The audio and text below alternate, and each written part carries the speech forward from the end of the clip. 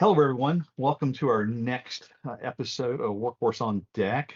Happy to have everyone here join us today. We got another exciting guest. But first off, I'm here, Vince Jackson, and I'm going to introduce Sarah Inman, who's joining as always. Sarah, introduce yourself. Hello, Dr. Sarah Inman here, playing the co-host role as per usual on the Workforce on Deck. And as Vince mentioned, we have a super exciting guest. We've been talking about this for a couple months, trying to figure out schedules and when we could get an opportunity to connect because there's just so many similarities in terms of passion around scheduling and staffing. So without further ado, would love to introduce our friend Natalie. So Natalie, tell us a little bit about yourself. Sure, I'm Nathalie Gentile. I'm a director, product manager at Zaddons. I've been in the scheduling industry for about 15 years, I would say. I've started as a product manager at a workforce management software company for a couple of years, and then I left to explore. I wanted to put my hands on at client sites and work with them and their scheduling issues and processes. I wanted to better understand their challenges and seeing what they're doing on a day-to-day basis to grasp all the challenges that they have. So today with my team, we're building add-on solutions that actually fill those gaps in the scheduling processes when they're using workforce management systems. Awesome. So I have to ask this question because I have had a similar, sort of path. I did not wake up as a child and say, Dad, I really want to be in scheduling when I grow up, right? None of us really choose that path early on. We just kind of find our way to it. So I know you mentioned, kind of being a product manager and all those other things, but what really drew your attention and interest to the scheduling industry that has not only, taken you down this path, but really led you to pursue a career at Zaddons? It was a little bit by accident, I would say. So I am a product manager as a career, but I was in a completely different industry. I came from the telecom industry. So we were working in that industry, and that industry died out in North America mostly. And then I stumbled into former Kronos company, and they were looking for product managers. And I said, "Why not try?" I actually passed a test when they hired me there, and it was scheduling based, and it was a use case, which I thought it was hilarious. I'm an engineer, a bachelor engineer as well. I love to do puzzles. So I am a puzzle person. I like complexity. I like processes. I like analyzing and coming up with simple ways to do things. And I was hearing these scheduling use cases. I was like, oh my God, they're making this overly so complicated.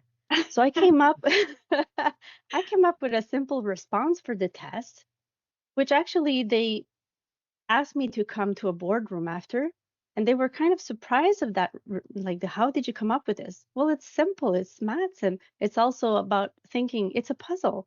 I mean, why are they doing this when they could be doing that?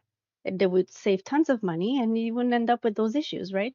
I think scheduling, I was attracted by the complexity of it, but at the same time there is some simplicity that can be applied to it. So I think that's the challenge that I really liked. And that's how I started to have a passion for scheduling and trying to resolve. I call myself a use case collector. I love hearing about the stories. The more stories I know about, the better I become at understanding things. And I think that it's the piece that I find the most exciting. I love that anecdote. So I don't think I've talked about this on the No. podcast before, but when I was in my master's program, my master's is in healthcare administration from UCF. Go Knights! Just got to get my shout out in there. But my professor had given us a group assignment around scheduling for a mock ICU unit, and you expect something like that in a master's of health administration program.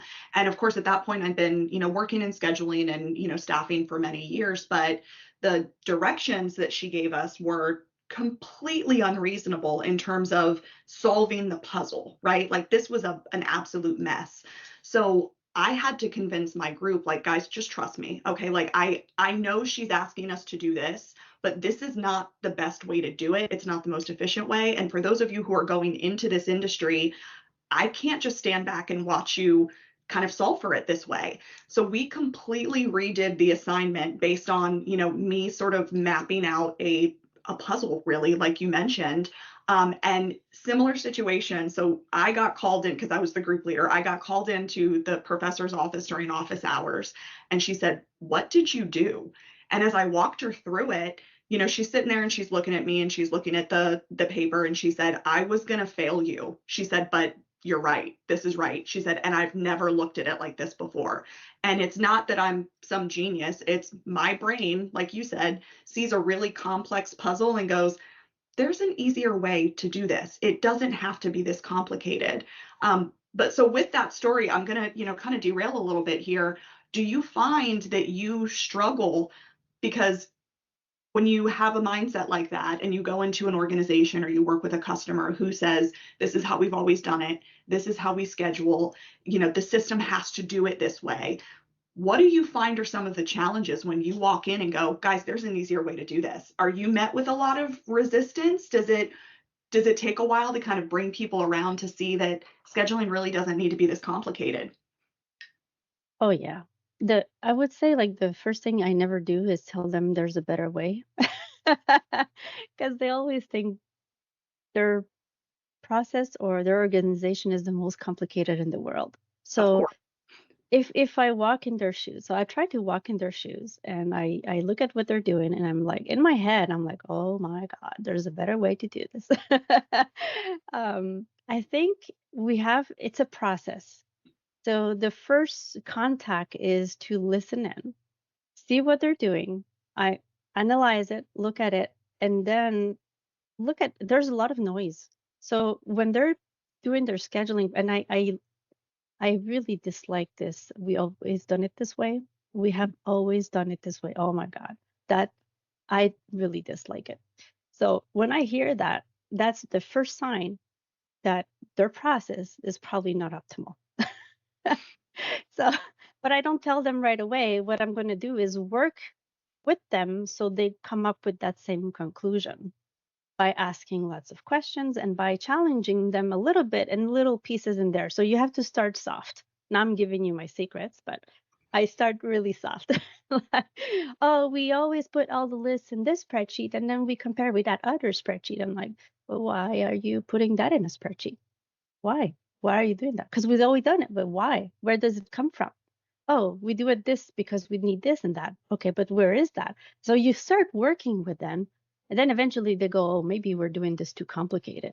Yeah, you've used Yeah. those Socratic questions to get them to come to the answer that you wanted to lead them to in the first place. So that's kind of similar to something we do, by the way. I mean, I think it when you hear that there's a labor engineer involved in an account, you probably start cringing immediately, right? Because you're probably already thinking they're over engineering this, right?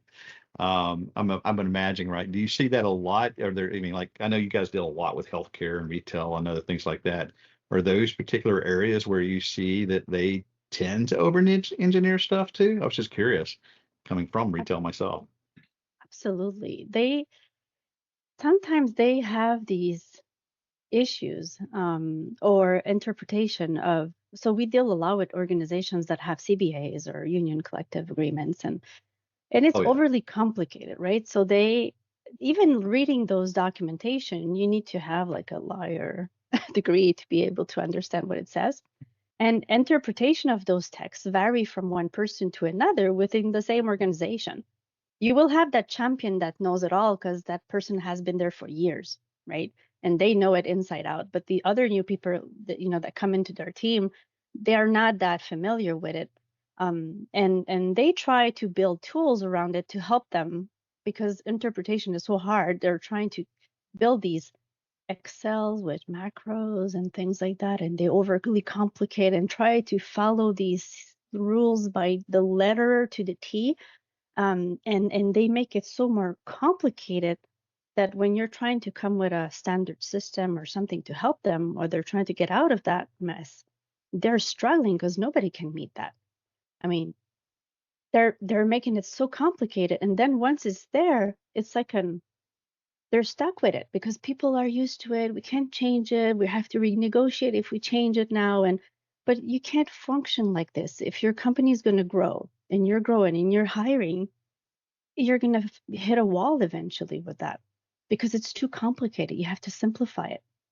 I I am a witness to that. We had a customer one time. It was a grocery conglomerate.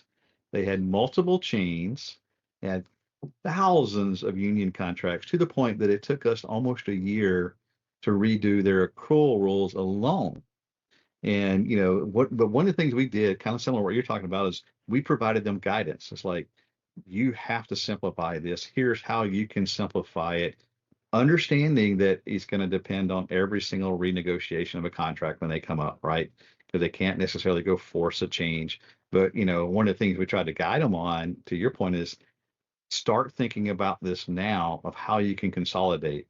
How can you get rid of some of the grandfathered resources? How can you bring people into a more consistent? Because the labor savings on that alone, from having to do changes and manage it, and think about every time a state rule changes or federal rule changes, how does that impact every single union contract? I mean, they basically had an army of lawyers that did nothing but look at labor contracts. So, that's a fantastic example of that, and that your process makes total sense. So speaking of retail, because I know both of you have experience in the retail industry, and as somebody who spent the majority of my life in healthcare, Natalie, you had said this at the beginning, right? Everybody thinks that their area or their company or their schedule is like the difficult one, and I like to describe it as everyone thinks they're the special snowflake, and then you kind of dig into it and realize that, oh, our challenges are similar. But when you talk about scheduling in retail, that truly is a very special nuance, just because of the necessity for gig workers and seasonality when it comes to holiday scheduling and staffing. So I'm going to try really hard not to go down a rabbit hole on this, but it's endlessly fascinating to me. And with both of you, with your experience being in retail, what are you seeing in terms of best practices in that space when it comes to scheduling and making sure that they're thinking through the puzzle, they're not making it more complicated than it needs to be, and still maintaining the staffing levels they need while keeping these employees who are working a really stressful job satisfied and wanting to actually come back and work for another season or stay with the organization? My son works at a retail supermarket store, and it was kind of he finds that funny because I'm always looking at his app and looking at his schedules and asking questions about, can you do this and can you do that? I love to compare with other clients that I've had in retail, but actually seeing the impacts of how an organization is functioning with an employee that is a student, which is part-time, right? And there's a lot of part-time students in retail. I mean, I would say for stores, they probably roll on more than 60% of their staff with part-timers, right? Um, because of it's cost effective. They don't have, all the costs involved with the full-timers. The struggle that I see and that I've noticed at client sites as well is the lack of flexibility. Um, I'm going to go a little bit further. Maybe I shouldn't go there, but I'm going to go there. There's Do a it. there's a bit of a lack of trust towards certain employees. They're based on, if they're part-timers and their status and all that. And having given them that flexibility to be able to change their shifts or moving them around and so on, it's not always there. And it's a challenge because having part-timers, we think about students, but I know there are some people that have more than two jobs that they're doing part-time for more than one retailer at the same time. And they're trying to juggle these schedules to be doing many hours as they can. And having that flexibility of moving around the shifts so they can accommodate their life balance, other jobs that they're trying to achieve. They're trying to, sustain for their families, and so they need more than one job. That flexibility is key. If you don't give them that flexibility, who's going to end up with the challenge of having under coverage, not having enough staff, having unsatisfied employees, having a high turnaround? It's going to be the managers on the store, and he's going to be stuck with it, right? Even if he has a budget, for the store and for the staff. Well, he's going to be spending more time trying to work on his puzzle of a schedule than trying to give that flexibility to the employees where they can, why not, swap our shifts together? I can't work on Friday because I have something going on, and would you swap it with me on Wednesday? I don't like working with this guy. I would prefer to work with that guy. Let's swap our shifts, right? Um, those are the things that I see. I want to dive a little bit into, you mentioned your son's app, and it's crazy to me, when I think of when I entered the workforce and the, little calendar that I had to carry around in my purse with, all of my shifts. And when I would, swap, it's sliding a note under my nurse manager's door and waiting for her to come out and tell me that it's been approved.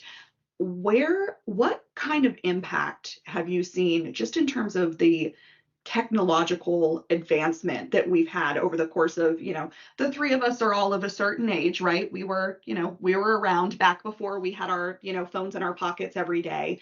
What do you see now in terms of that difference and what it's done to the industry? And I would say I'm going to use retail and healthcare as the example because that's, where the three of us have spent a lot of time. But talk to me a little bit about that and how you've seen that shift since we now have the opportunity to literally just load up an app and look at our schedule or swap shifts with somebody, in 30 seconds. Yeah.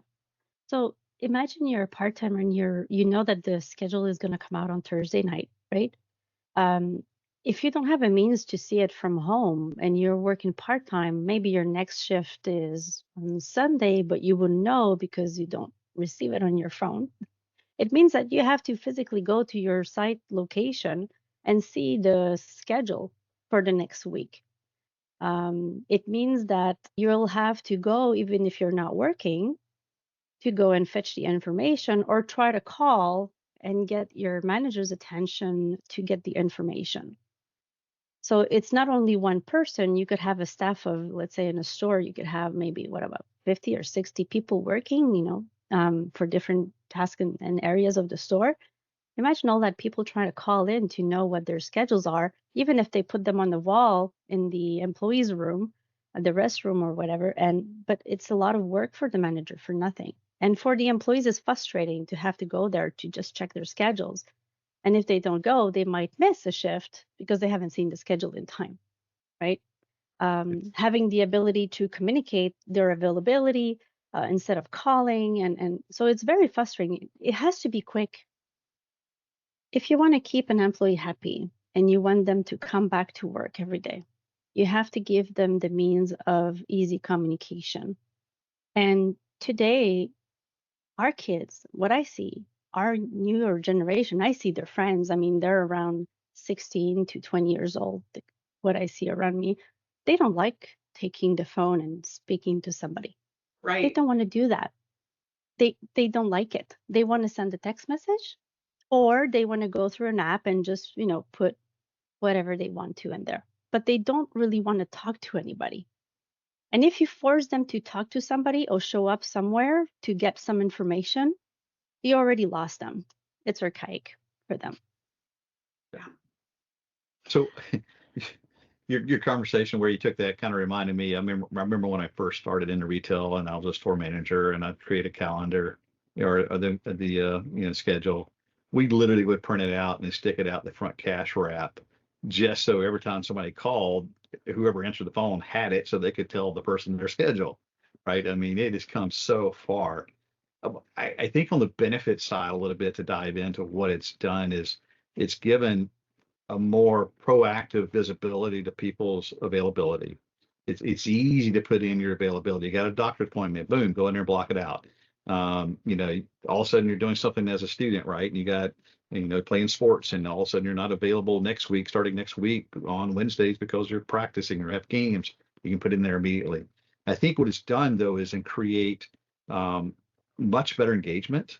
It's helped retain those part-time employees much better than it used to be. In the old days, retail, turn was 120, 130, 150%. It's well below that now because people are able to get that flexibility. It's still a challenge for those, I think, Natalie's example of people working multiple jobs. That's still a massive challenge. I'm still waiting for, I had this idea years ago. It's like, can there be like a master application that sits above everybody's, that it pulls in all I work at these 5 stores.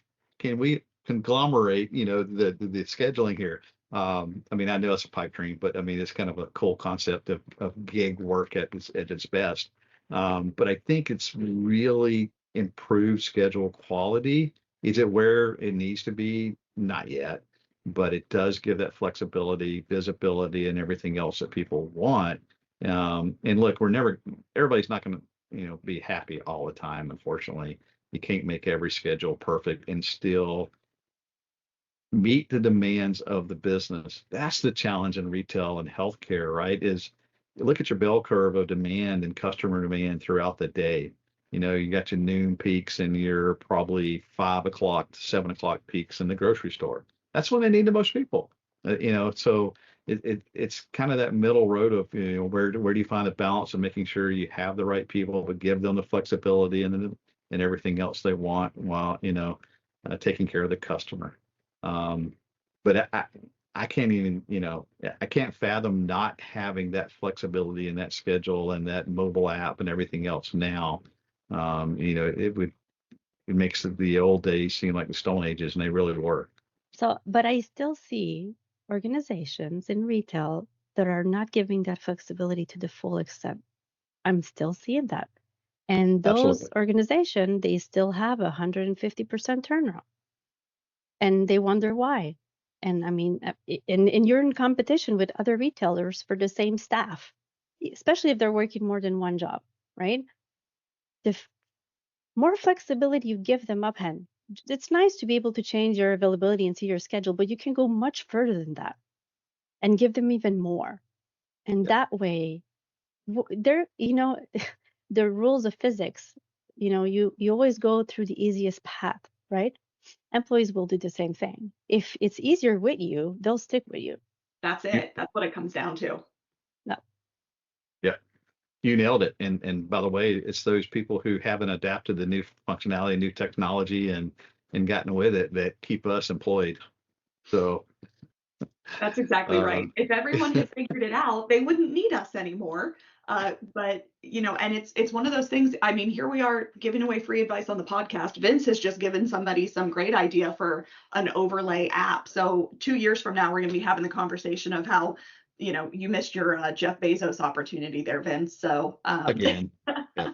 but with that, I want to kind of dig into that a little bit around the technology piece. And we're the three of us are in a space where we're really well positioned to see what's happening on the market and what's out there. So as an example, I, just last month was at the HIMSS conference in Las Vegas, and the amount of startups that I saw was more than anything I've ever seen, in the 6 years that I've been attending. So what are you seeing, Nathalie? And Vince, this question, for you as well, in terms of trends that you think are likely to emerge over the next 3 to 5 years or so, whether it's retail, whether it's healthcare. We've talked about the apps, we've talked about, all of these different things that organizations are doing. What do you think is next? I've been looking into that, and I've been questioning myself on that, because we always try to be 5 years, 10 years in advance and see where the trends are going. I think today, even like being a startup, being a smaller company, for larger organizations too, I think there's a benefit there. What I'm seeing as a trend, and I know we've heard this many times, we're talking about the AI, but it's not AI does it all. I think it's going to be AI helps me with my tasks. For example, an HR, when they're writing letters, when they have to track some things, or being able to read those CBAs and interpret them, they're going to be using tools that will help them not have 25 lawyers around them to be able to interpret documentation. They will try to go in a first pass to reduce that noise. They will start using, and I've seen the organizations do it, use AI to help them supporting their operations, but not everywhere, because they don't want AI to take the decisions for them. We're not there yet. But the AI to help you view and see different options. That's what I'm seeing for the next couple of years coming. it's not that AI view that everybody sees that is going to rule the world and take the company and do everything and while you're doing nothing. That's not going to happen. You always need people. But I think as a support tool, like Word, like Outlook, like any other tools that you're using, it will become another tool in our toolbox to be used along with what we're trying to do in our scheduling process too. And I think honestly, what I see is a lot of interpretation of AI in our market. Oh, it's going to be useful for this, and it's being pushed for that, and it's going to do all these decisions for you, and it's going to maybe.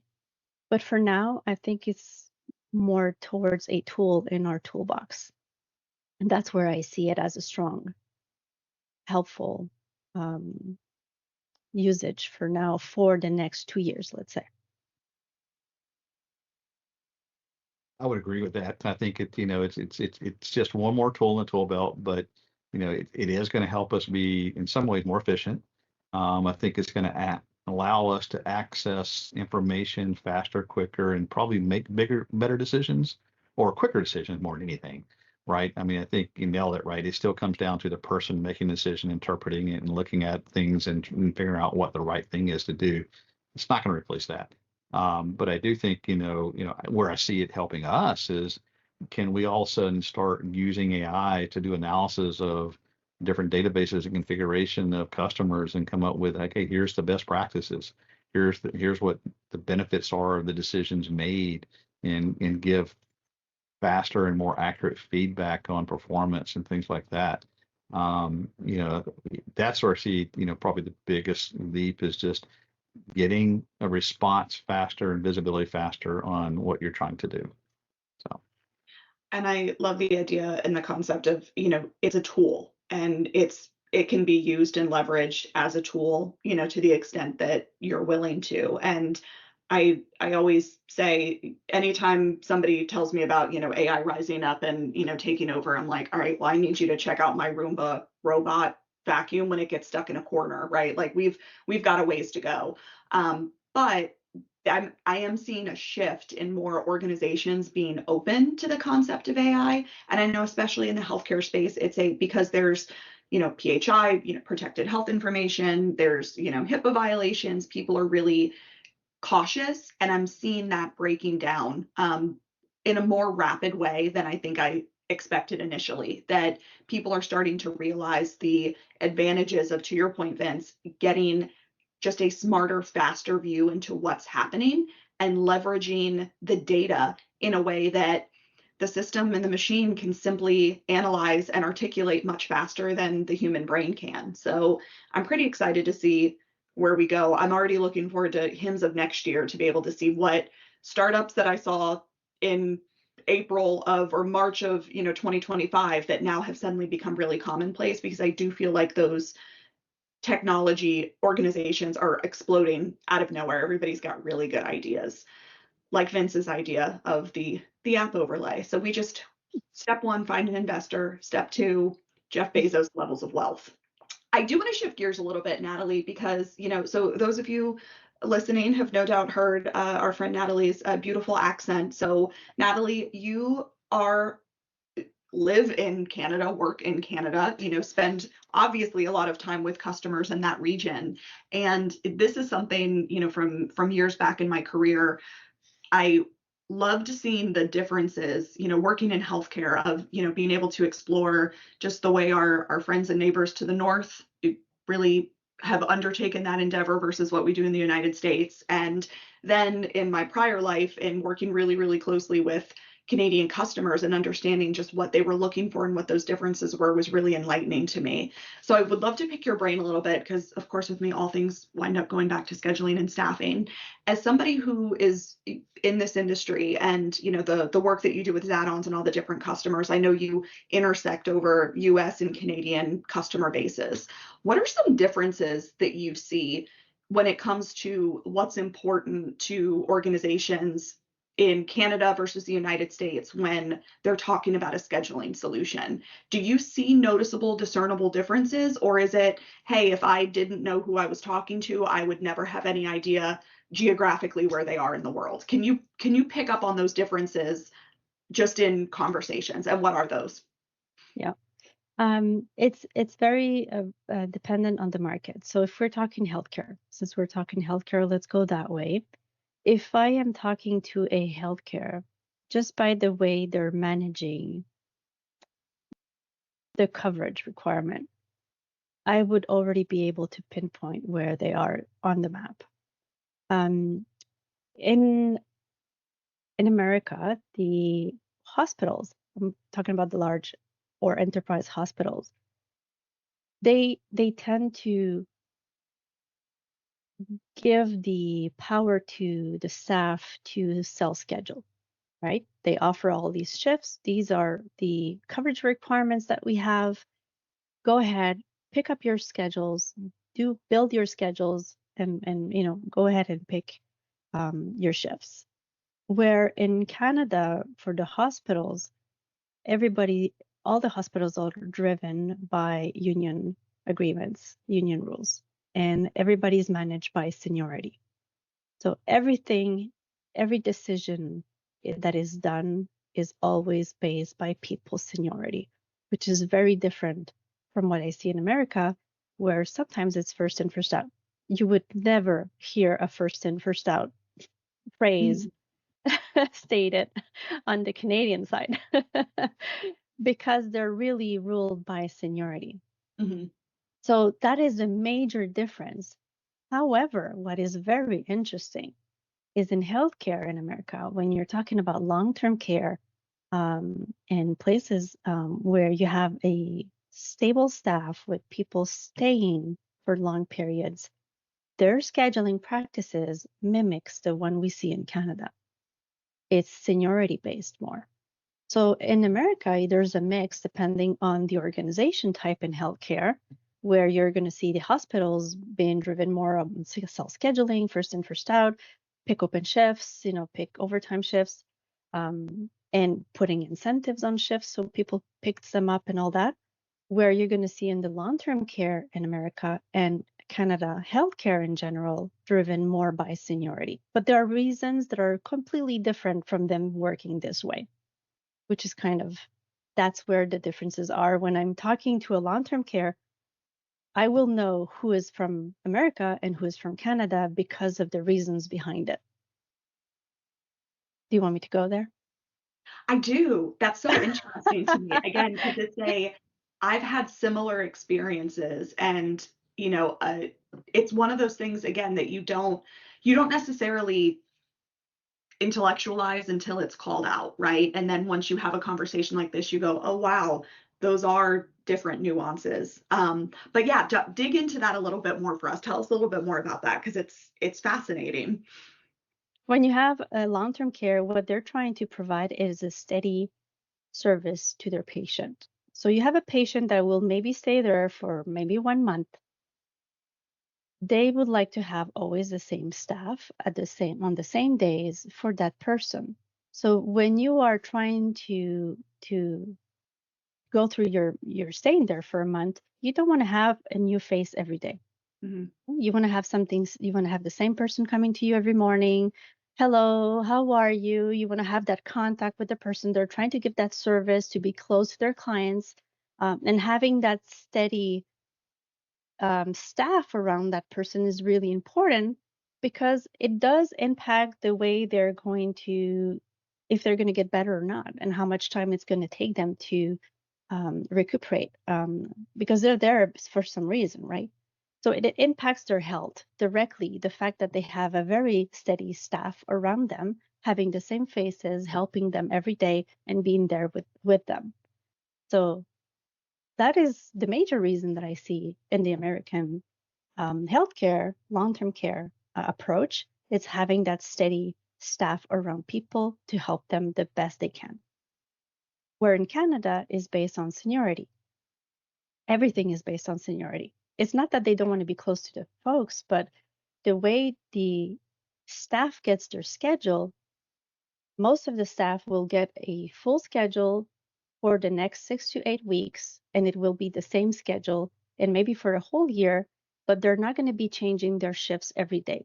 So for example, if you look at a hospital in America, they can self-schedule and pick different shifts. So they might be working in different units, different places with different people every day. Where in Canada, they always have the same schedule. It's a rotation schedule, so it's very fixed, which you kind of see in long-term care in the U.S. So it's very different approach, right? So they have the same staff all the time, and then when they need to do changes, when they need to work overtime or do or even fill a coverage gap requirement, it's also based on seniority, which is very different from healthcare. I'm trying to separate them both to make it clear. It definitely is, and you're doing a great job of it. And it, again, the nuances that people don't necessarily think about. And it's, it's not what probably most people would assume, that it's, oh, the way that they provide healthcare of, us having a largely payer-based system, and, the centralized care system that they have in Canada. That's not the differentiator. It comes down to things like seniority and having that rotation schedule that makes such a huge difference in scheduling versus the, again, what I think would be the natural thought of, well, it's because Canada does medicine better than the United States, or the US does it better than Canada, depending on which side of the fence you happen to be on. I don't think it has nothing. I think it's different approaches and Mm-hmm. different ways of working. And it's different, it's a lot of most of the hospitals in Canada are government based, right? Mm-hmm. So they have to have some ways of creating these CBAs or union agreements that will work with all their staff. And one of the ways that has been done for a long time was based on seniority. And they are trying to have equity between their employees, not having always the same people working overtime. Some people like it, and some people don't like it working the overtime. Some in the system too. But then you're saying, okay, you don't like doing overtime, but everybody has to have the same amount. So we're equal. We're trying to be equitable to everybody. So they're trying to be fair. They're trying to put some fairness, so everybody gets a chance. So it's a different way of seeing things. It has nothing to do with the service. I think in all the healthcare industry, the goal is to have staff in place to take care of the patient and making sure that everybody, is not overworked and trying to give the best services they can. They're people person, naturally, right? It's just different ways of doing scheduling. I love that. So I know we're coming up on time, so I even hesitate to ask this question because it can be such a loaded question, but I want to talk about the nursing shortage, right? Like we can't talk about hospitals and staffing and scheduling without touching on the fact that there is a nursing shortage, not just in the United States. So anybody who's listening to this and is a nurse going, oh, we've got it rough here, it's rough everywhere. What do you see Canadian hospitals, or organizations in general, because I think staffing's a problem everywhere, but what do you see happening in terms of the ability to handle this staffing crisis? Is it they're focused on retention programs? Is it they are just throwing money at the problem? We talked a little bit earlier about bonuses. Or do you feel overwhelmingly that nobody is really tackling it and everybody's just kind of waiting around hoping for the best and putting little band-aids on things, which, spoiler alert, that's sort of my sense of it. But I hope you have a different perspective from Canada.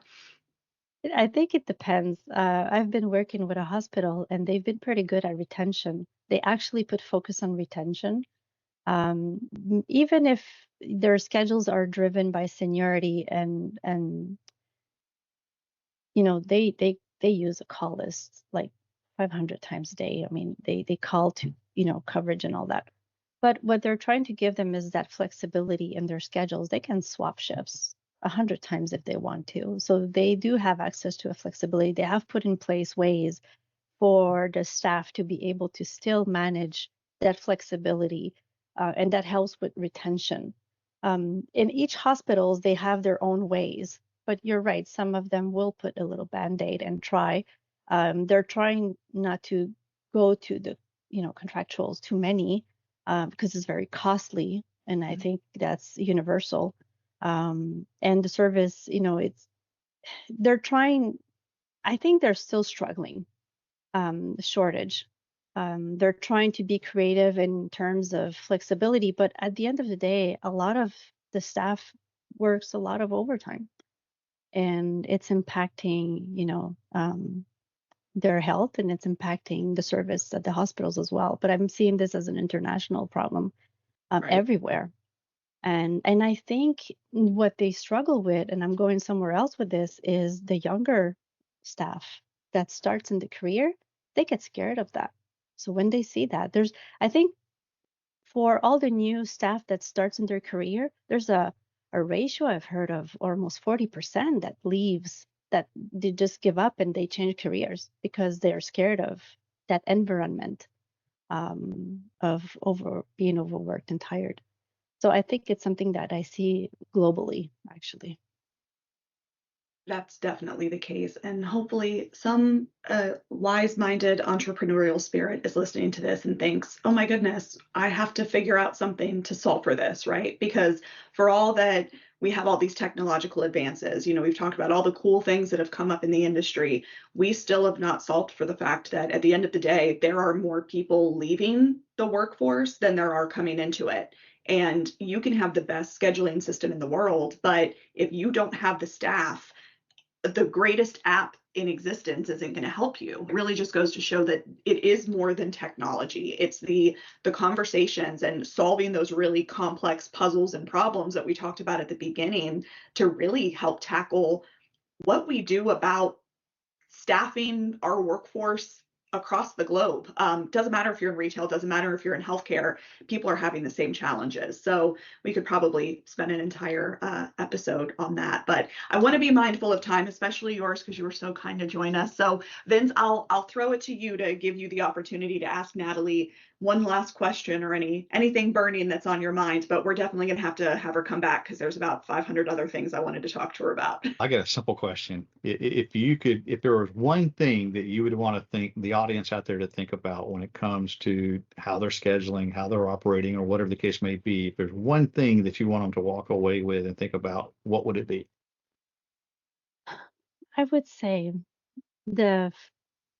if there's one thing I would say, and this is what I say to all my clients or all the folks that I talk to, the first thing to do, because I know your process is complicated and I believe it because they believe it, right? Take a step back and just take a whiteboard and write it down. Write your process. Just make little drawings and squares and arrows and analyze how you're doing it today.